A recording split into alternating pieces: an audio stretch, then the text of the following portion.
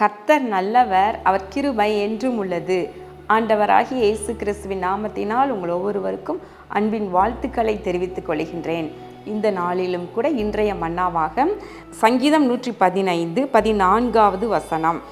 கர்த்தர் உங்களையும் உங்கள் பிள்ளைகளையும் வர்த்திக்க பண்ணுவார். கர்த்தர் உங்களை வர்த்திக்க பண்ணுவார், உங்கள் பிள்ளைகளையும் வர்த்திக்க பண்ணுவார். ஆமென். ஆண்டவர் உங்களை வர்த்திக்க பண்ணுவதோடு கூட உங்கள் பிள்ளைகளையும் வர்த்திக்க பண்ணுவார் என்று வசனம் சொல்லுகின்றது. அதற்கு முந்தின வசனம் என்ன சொல்லுகின்றது? கர்த்தருக்கு பயப்படுகிற பெரியோரையும் சிறியோரையும் ஆசீர்வதிப்பார். ஆண்டவர் யார் ஆசீர்வதிப்பாரா?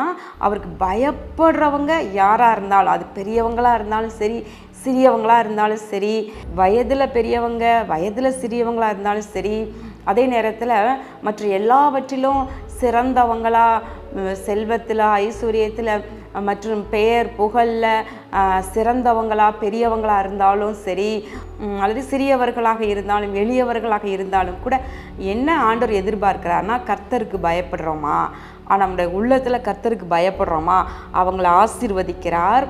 ஆசீர்வதிப்பதோடு அவர்களை வர்த்திக்க பண்ணுகிறார். ஆமென். வர்த்திக்க பண்ணுகிறார், பெருக பண்ணுகிறார். வர்த்திக்க பண்ணுகிறார்னா என்ன அர்த்தம்?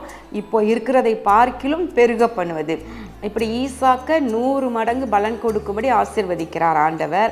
அதே போல் உபாகமம் 1:11 என்ன சொல்லுகின்றது?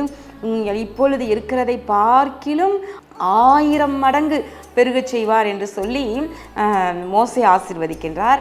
இப்போது பாருங்களேன், பெருக செய்கிறது, ரெட்டிப்பான நன்மையை தருவேன், இப்போ இருக்கிறதை பார்க்கிலும் 2 மடங்கு நன்மைகள், 2 மடங்கு ஆசீர்வாதம். அப்போ வர்த்திக்க பண்ணுவதுனா என்னன்னா, நம்முடைய ஆண்டவருடைய குணமே, அவருடைய விருப்பமே என்னன்னா, இஸ்ரவேலை ஆசீர்வதிப்பதே கர்த்தருக்கு பிரியம் என்று எழுதியிருக்கிறது. அப்போ அவருக்கு என்ன, அவர் பிரியமாக இருக்கிறார்னா, எனக்கு பயப்படுறவங்க யாரு, என்னை நேசிக்கிறவங்க யாரு, அவங்கள நான் ஆசீர்வதிக்கணும், அவங்கள வர்த்திக்க பண்ணணும், அவங்கள பெருக பண்ணணும் என்று சொல்லி ஆண்டவர் ஆவலோடு இருக்கிறார். நீங்கள் ஆண்டவருக்கு பயந்த ஒரு வாழ்க்கை வாழும் பொழுது முற்பிதாக்களை பார்க்கிறோம். ஆபிரகாம், ஈசாக்கு, யாக்கோபு.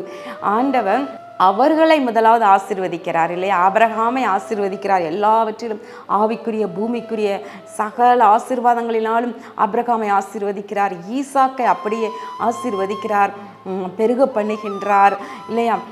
யாக்கோபை பெருக பண்ணுகிறார். கோலும் கையுமாய் சென்ற யாக்கோபை வர்த்திக்க பண்ணுகிறார். அவர்களை மாத்திரமல்ல, அவர்களுடைய பிள்ளைகளையும் வர்த்திக்க பண்ணுவதை பார்க்கிறோம்.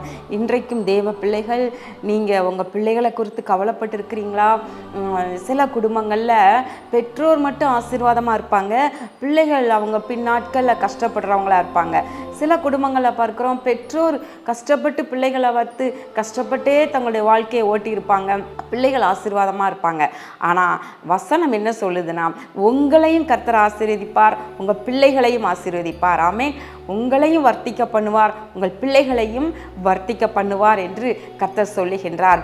பிரியமானவர்களே, ஆண்டவரிடத்தில் நம்ம அன்பு கூர்ந்தோம்னா, அவரை நேசித்தோம்னா, முழு மனதோடு அவரிடத்தில் அன்பு கூர்ந்தா, அவர் 1000 தலைமுறைக்கு இரக்கம் செய்வேன் என்று சொல்லுகின்றார். ஆமென். எனவே இன்றைக்கு ஆண்டவரை பயத்தோடு நீங்கள் சேவியுங்கள், நீங்கள் ஆண்டவரை முழு இருதயத்தோடு நேசியுங்கள். கர்த்தருக்கு பயப்படுகிற உங்களை ஆசீர்வதிப்பார், உங்கள் பிள்ளைகளை ஆசீர்வதிப்பார். நீங்கள் நான் இவ்வளோ ஆசீர்வாதமாக இருக்கேன், என் பிள்ளைகள் அவங்க வாழ்க்கை இன்னும் செட்டில் ஆகலையே, இன்னும் ஒரு ஸ்திரப்படலையே, இன்னும் அவங்களுக்கு நல்ல வேலை கிடைக்கல, நல்ல திருமணம் அமையலை, எனக்கு நல்ல ஒரு கணவரை கொடுத்துருக்கிறார், எனக்கு ஒரு நல்ல மனைவியை கொடுத்துருக்கிறார், ஆனால் என் பிள்ளைகளுக்கு சரியான ஏற்ற துணை இன்னும் ஆண்டவர் காண்பிக்கலையே என்று சொல்லி நீங்கள் கலங்கி போய் நிற்கிறீங்களா?